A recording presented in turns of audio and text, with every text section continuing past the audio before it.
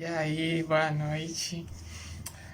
Então, eu queria falar um pouco sobre a vida de Moisés, a relação entre a vida de Moisés e os Salmos 90, porque, porque o Salmo 90 tem uma relação estreita com a vida de Moisés, porque esse Salmo 90 foi escrito por Moisés. Na verdade, é o único salmo dentro do livro dos Salmos que foi escrito por Moisés, dentro do Saltério, no caso, né? Dentro do livro dos Salmos, é o único, é o 90, que foi escrito por Moisés.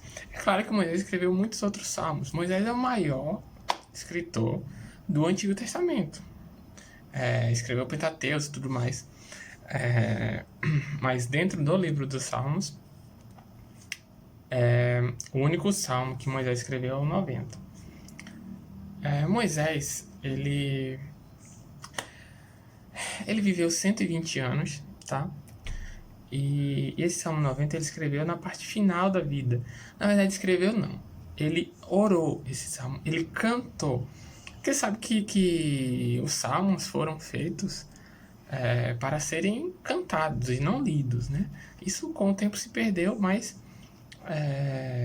os salmos, primordialmente, eles foram feitos para serem cantados. Então, digamos que Moisés cantou esse salmo, né? Esse salmo é um salmo litúrgico, então ele é um salmo que orienta o povo como adorar a Deus. É tipo um manual que orienta o povo de Deus de como adorá-lo, né?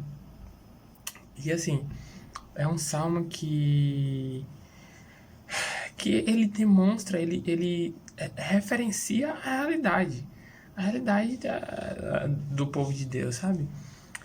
E assim, Moisés, ele viveu 120 anos e ele viveu 3 partes de 40 anos, cada uma. A primeira parte que ele viveu foi os primeiros 40 anos, foi como filho da filha de Faraó. Ou seja, ele viveu no Egito, no palácio. Moisés, como todo mundo sabe, foi tirado das águas, né? E ele viveu 40 anos como filho da filha de Faraó. Há quem diga que Moisés falava pelo menos 5 línguas diferentes, mesmo sendo gago. Então Moisés tinha uma cultura muito grande.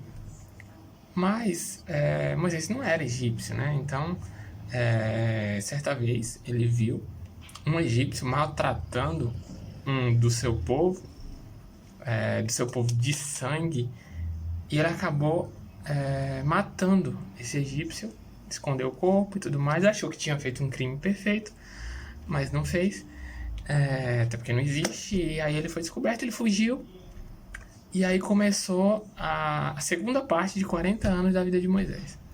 Essa segunda parte de 40 anos, quando ele fugiu, ele foi pro deserto de Midian. E lá começou essa segunda parte de 40 anos, que diz respeito ao fato de que ele estava no deserto de Midian e ele foi até a casa de um senhor chamado Jetro. Lá ele casou-se com uma das filhas do Jetro, e lá ele viveu por 40 anos, tudo mais. Você sabe que no deserto tinha muitos pinheiros, plantas. Tem, na verdade. E só que tinha uma sarça, que é uma planta, uma árvore, que certa noite ela estava pegando fogo e Moisés se espantou, se aproximou. E só que o fogo não consumia essa sarça, não consumia essa planta. Só que o espanto não foi esse, o espanto foi maior ainda quando de dentro dessa sarça sobreveio sobre Moisés uma voz, a voz do Cristo, que falava para Moisés, que apresentava o projeto dele, sabe? Apresentava a vontade de Deus, entende? E que falava que Moisés ia ser o libertador do Egito. Mas Moisés, meu Deus, ele se espantou porque ele falou que era gago. Como é que ele ia, sabe? Como é que ele ia libertar o povo que já estava há muitos e muitos e muitos anos. Só que assim, né? Deus usa pessoas especiais em momentos especiais. Todas as pessoas são especiais, mas tem um momento que a pessoa se torna especial para aquele momento. E Deus acaba usando essa pessoa nesse momento, sabe? E Moisés precisou esperar todo esse tempo para ser o libertador do Egito, para ser instrumento, sabe? Para ser instrumento. Você vê, tudo tem que ser exatamente no tempo de Deus, sabe? Tudo tem que ser exatamente no tempo de Deus, senão não dá certo. Moisés esperou tanto tempo para ser libertador do Egito. E assim, e aí a terceira parte da vida de Moisés, a terceira parte de 40 anos da vida de Moisés, foi com o libertador do Egito, certo? E assim, quando ele estava caminhando com o povo no deserto, certa vez o povo clamava por água. E esse clamor era muito intenso, muito forte e de uma maneira negativa. Isso irou Moisés, que após a ordem do Senhor de tocar na rocha, ele não tocou na rocha, ele feriu a rocha. Mas o ato dele ferir a rocha não necessariamente fez com que ele não entrasse na Terra Prometida, mas sim o que representava a rocha. Porque se você for ver lá em Hebreus e também em Mateus, existem diversas referências sobre Cristo ser a rocha. Então ele não feriu a rocha, ele feriu a Cristo. Por isso que ele não entrou na Terra Prometida, sabe? E assim, isso foi fantástico. A representação de Deus naquela rocha, sabe? Era para tocar. Ele feriu, ele não entrou na Terra Prometida, certo? Porque ele se irou com o povo, sabe? Ele ficou irado. E ele acabou ferindo a rocha. Por 2 vezes, inclusive. E ele acabou não entrando na rocha. Na Terra Prometida. Ele acabou não entrando. Só que, certa vez, ele subiu num monte. E lá nesse monte ele avistou uma cidade. Essa cidade chama-se Jericó. Ele avistou Jericó do monte. E lá ele fez a oração. Ele fez uma oração, um clamor, um cântico. E qual é esse cântico? O Salmo 90. O Salmo 90, versículo 1. Senhor, tu tens sido o nosso refúgio de geração em geração.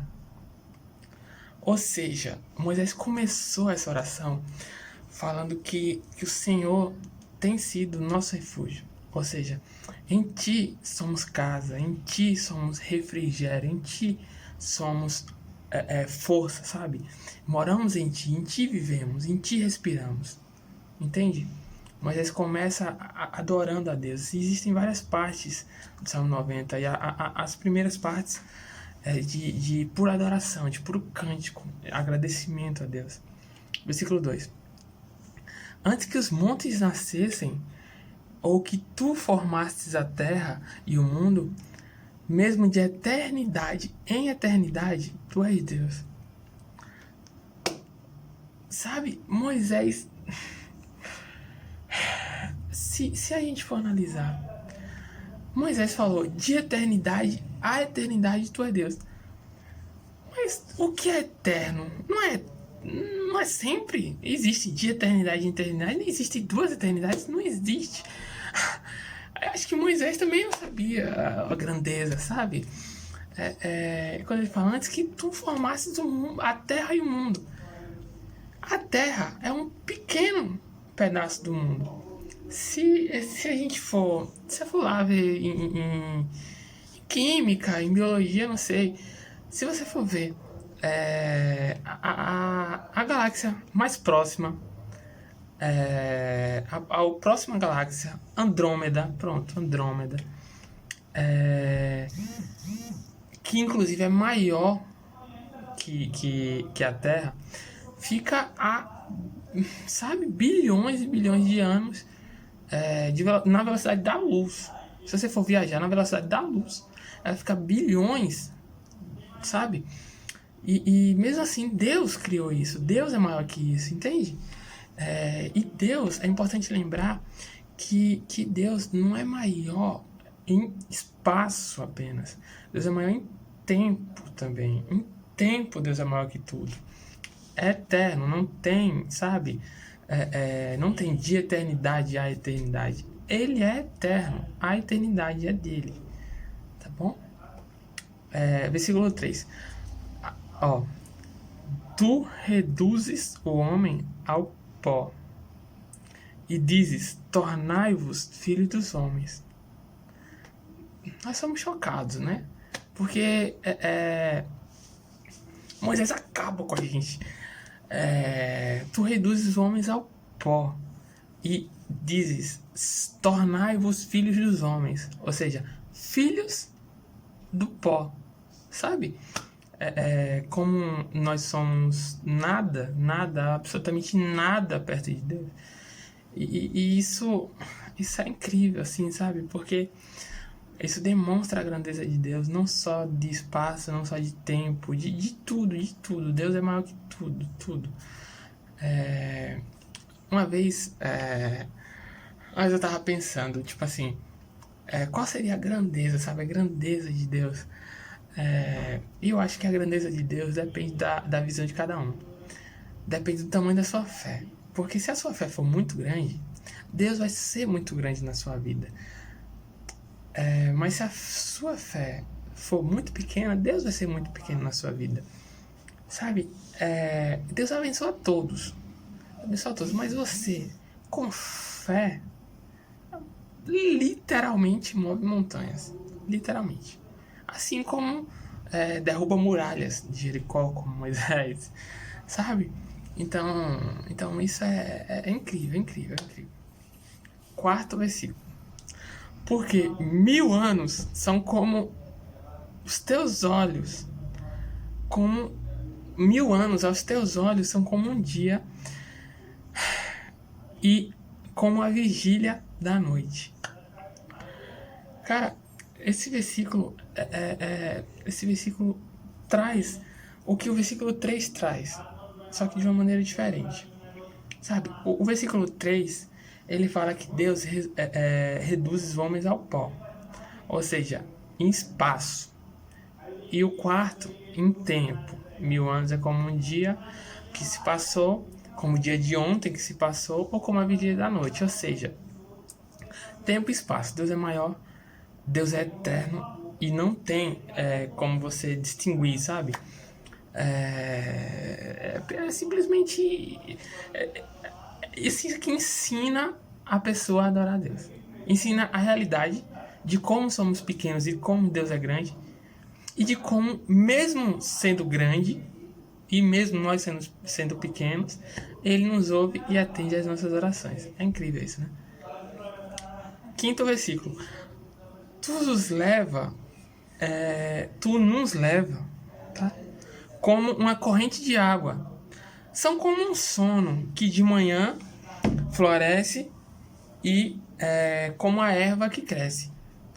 Você vê, a gente é tão pequeno, mas tão pequeno, que mesmo assim, mesmo nós sendo pequenos, Deus faz a gente crescer com a nossa fé, sabe? Se a gente tem fé, a gente se torna maior, sabe? A gente busca a Deus de uma forma que Ele nos ouve individualmente, cada um. Quando eu era pequeno eu ficava pensando, mas Deus vai ouvir todo mundo? Meu Deus, é muito pedido. Mas Ele ouve.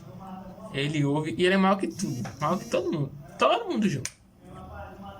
Versículo 6. De madrugada floresce e cresce, à tarde corta-se e seca. Isso é a gente, tá? Isso é a gente. A gente floresce, a gente cresce e a gente seca, sabe? É o ciclo da vida. É o ciclo da vida isso. Versículo 7. Do versículo 7 até o versículo 12 é a ira de Deus, sabe? do versículo 7 ao versículo 12. Eu vou ler e demonstra a ira de Deus. Só que a ira de Deus é diferente da nossa, porque normalmente não, sempre, quase sempre, a nossa ira é pecaminosa, a de Deus não. Versículo 7 ao 12.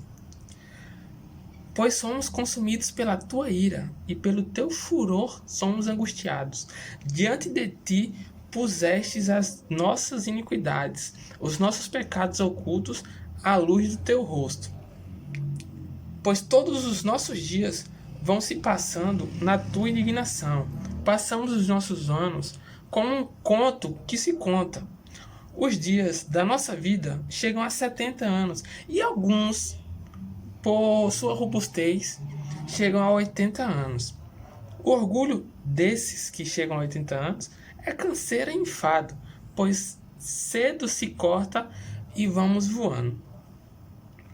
Quem conhece o poder da tua ira? Segundo és tremendo, assim é o teu furor. Ensina-nos a contar os nossos dias, para que alcancemos corações sábios. Isso demonstra o centro do entendimento da salvação, sabe? Porque assim, antigamente houve duas reduções. Normalmente tinha a população vivia quase que 1000 anos. Matusalém viveu quase 1000, né? Mas depois Jesus reduziu para 100. Só que agora é 70, no máximo 80 anos, a gente morre, é o ciclo da vida. Isso aconteceu por conta da multiplicação da iniquidade, entendeu? E aí houve essa redução. E mesmo os que chegam longe, como diz aqui, o orgulho desses é canseira e enfado. Ou seja, não somos nada. Deus reduz o homem ao pó novamente. Tá? Então, esses 5 versículos, essa parte dos 7 ao 12, demonstra exatamente isso. Demonstra que é o centro da salvação. A gente vai viver tudo isso aqui, e aí quando chegar no 12 aqui, a gente vai morrer e pronto. É a salvação. A partir daí é a salvação. Entendeu? A salvação. Quando a gente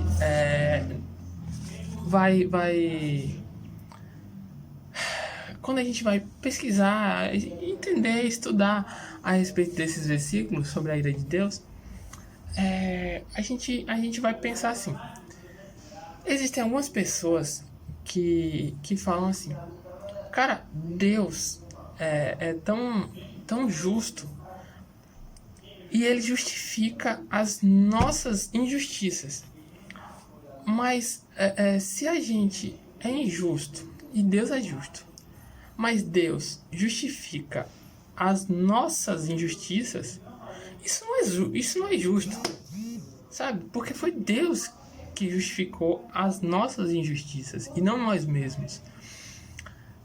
Se a gente for lembrar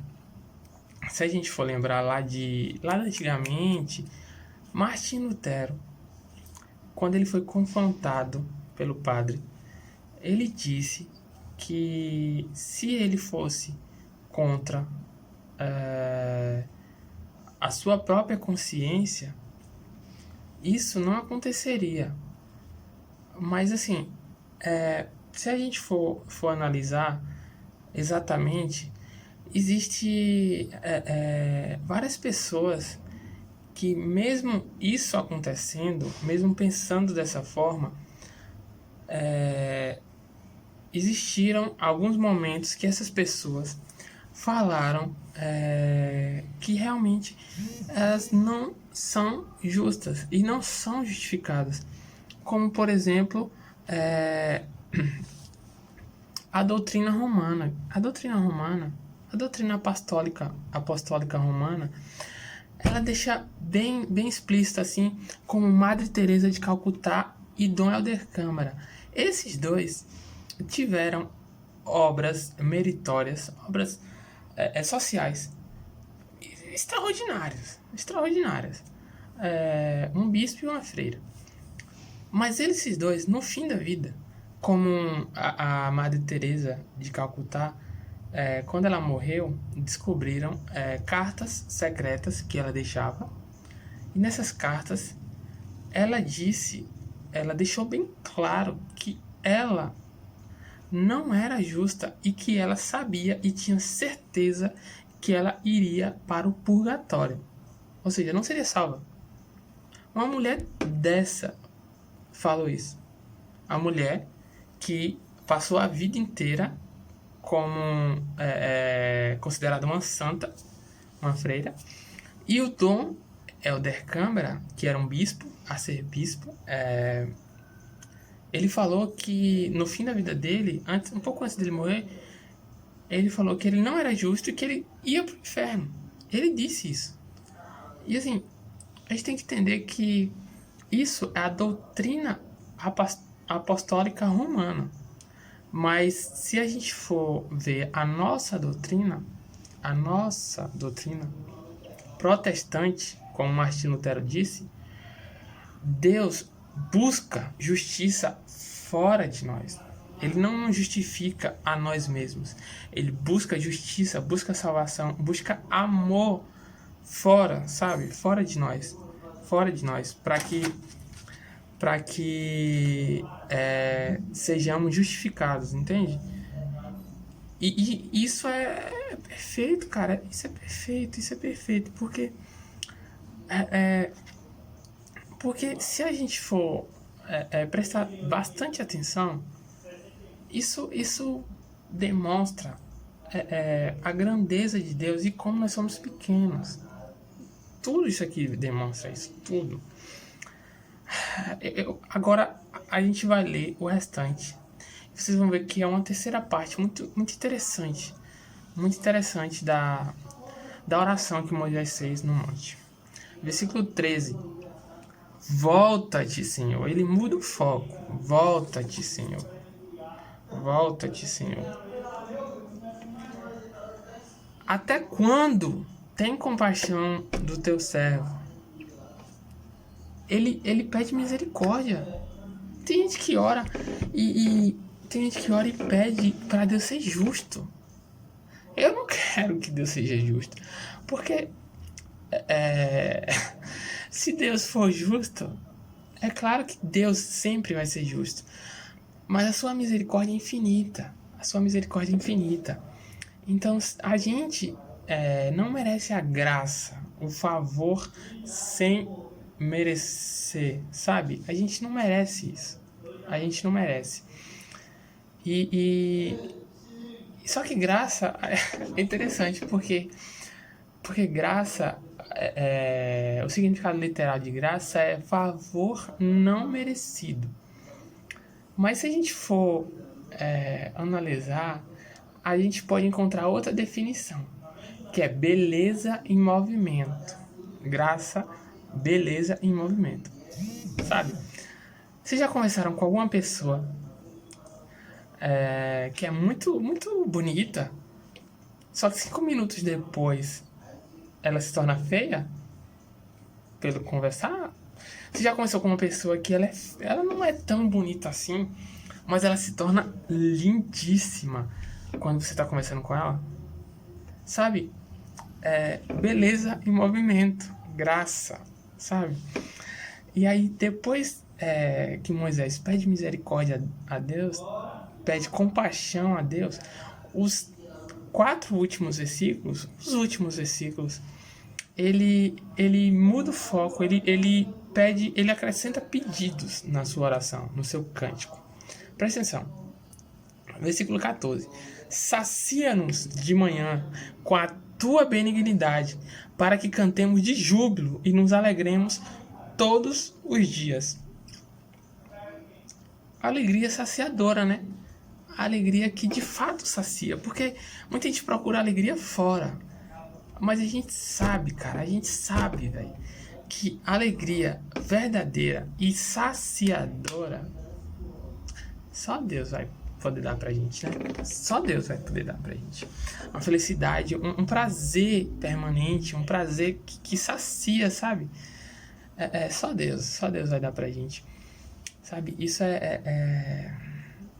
É perfeito, é perfeito. A alegria de Deus na nossa vida, quando a gente sente a presença de Deus, é perfeito, perfeito. Muitos crentes, sabe, eles buscam muito a Deus, mas buscam quando estão na igreja, buscam aos domingos, buscam quando tem culto, mas chega na segunda-feira no trabalho e não busca, sabe? Não procura sentir a presença de Deus constantemente, sabe? Sente, mas não sente todos os dias, não sente constantemente em todas as áreas da sua vida, entende? E eu acho que a gente devia buscar isso, sabe? E Moisés continua com os pedidos, tá? Presta atenção. Versículo 15. Alegra-nos pelos dias em que nos tem afligido, pelos dias que passamos, alegra-nos. E pelos anos em que vimos o mal, sabe? Trata o meu passado, Deus, trata o meu passado. Ele pede isso, sabe? Para que o Senhor alegre pelos dias que ele passou no deserto, sabe, na escravidão, que o povo passou. Então, assim, ele pede a Deus para cuidar do passado dele. E passado é uma coisa interessante. Passado é complicado. Passado é muito complicado. É muito complicado, sabe? Por quê? Por que a gente não falou aquilo, sabe? Por que a gente deixou de falar aquilo outro? Por que a gente deixou de fazer aquilo que a gente devia ter feito? Sabe como é o passado? O passado é isso. O passado é aquilo que a gente acaba não esquecendo e se arrependendo de várias coisas. Sabe? Passado é isso. E é muito complicado. Mas tudo que a gente faz, se a gente pedir com humildade, tudo que a gente fez, Deus nos perdoa. E Deus nos dá uma nova chance. Então, embora você tenha feito qualquer coisa, não sei o que você fez. E com certeza pecou bastante, porque todo mundo é pecador, inclusive eu, todo mundo. Mas pede de coração perdão a Deus, que Ele vai te perdoar e vai te dar uma nova chance. Sabe, Ele vai te dar uma nova chance. Para que você ande. E muitas vezes a gente pede perdão, mas muitas vezes a gente anda envergonhado, de cabeça baixa, pelo pecado que a gente cometeu, sabe? Mas pede perdão a Deus de coração. E ergue a cabeça, porque não se sinta envergonhado pelo que você fez. Porque muita gente aponta, mas pouca gente bate no seu ombro e fala, tô contigo, sabe? E Deus é esse cara. Deus é esse cara e Ele não vai te abandonar. Sabe? Ele vai jogar no mar do esquecimento que você fez, vai te dar uma nova chance, tá bom? E Moisés continua com os pedidos. Vamos lá, mais um pedido de Moisés. Versículo 16, penúltimo. Aos teus servos apareçam as tuas obras, e aos teus filhos a tua graça. Versículo 17 e último. Seja sobre nós a graça do Senhor nosso Deus, e confirma sobre nós a obra das nossas mãos, a nossa obra. Sim, confirma a obra das nossas mãos. Sabe? Então, assim, confirma. Quando Moisés fala confirma sobre nós a obra das nossas mãos, ele pede para que as outras pessoas vejam na gente o reflexo de Jesus, o reflexo de Cristo, sabe? Ele pede que a gente seja espelho de Cristo para outras pessoas, sabe? Confirmar em nós as obras das nossas mãos, confirmar em nós as bênçãos de Deus para que as pessoas vejam isso, vejam, cara, eu quero ser que nem esse cara, velho. Eu quero ser que nem ele, entende? Eu quero ser que nem ele. Então, assim, esse salmo, ele reflete a nossa realidade. Ele busca integrar. Quando Moisés canta isso lá no monte, ele busca estabelecer diversas relações. E esse salmo, muita gente olha para ele e fala: meu Deus, é exatamente isso, sabe? Foi isso que aconteceu comigo, por isso que eu tô falando isso agora. Porque sejamos reflexos de Jesus. Muitas vezes a gente cai, a gente erra, a gente falha. E falha muito, peca muito, magoa muito. A gente magoa muito. E assim, Deus está pronto a nos perdoar. Peça perdão ao seu irmão, ao seu amigo, sabe? Peça perdão à pessoa que você ama. Peça perdão ao seu namorado, à sua namorada. Peça perdão a essas pessoas, aos seus pais, aos seus irmãos, que as pessoas que você fez mal, ou que, mesmo sem você ter feito, se magoaram com você, sabe? Não seja orgulhoso, sabe? Isso são coisas que vão te acrescentar e vão te fortalecer, e vão fazer você amadurecer muito e fazer você entender que orgulho e você não ter a coragem de pedir perdão não leva a nada, sabe? Não vai levar a nada. Então, larga esse orgulho, seja humilde, pede perdão a Deus e pede perdão ao seu irmão. Sabe? Faz as pazes com o seu irmão e faz as pazes com Cristo. Se você está afastado, entra no seu quarto. Deus vai te ouvir. Ele sempre ouve. Teve vezes que eu pensei que Deus me ouvia. Mas eu sei que Ele me ouve e Ele fala comigo. Então Ele vai falar com você também. Sabe? Eu já tive na situação de procurar e não encontrar Deus. Assim, eu pensei que Ele não me ouvia. Mas acredite, o silêncio de Deus fala mais que qualquer palavra. O silêncio de Deus significa que Ele está lutando no seu lugar, no seu favor, com você. Sabe? Você sem Deus não vai ganhar. Mas com Deus é certo que você ganha. Então, que Deus abençoe a sua vida. Que Deus abençoe a sua história. Que Deus abençoe todas as coisas que você toca. Mas que acima de tudo, você coloque todas essas coisas nas mãos dele. E ele vai cuidar de você. Tá bom? Mas coloca de verdade, tá? Coloca de verdade. Como diz lá em Mateus 15:8, aquele que me louva com seus lábios, mas o seu coração está distante de mim, me adora em vão.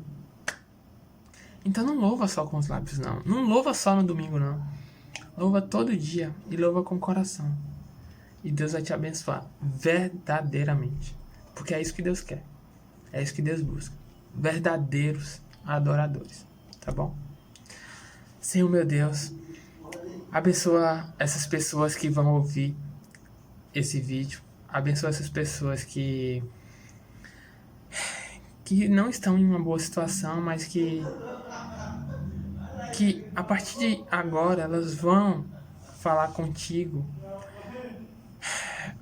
e traduz essas orações em lágrimas para que essas pessoas sintam a tua presença e que essas pessoas possam sentir o quão grande o Senhor é e o quão pequeno elas são e que todas essas pessoas vejam o resplandecer da tua glória.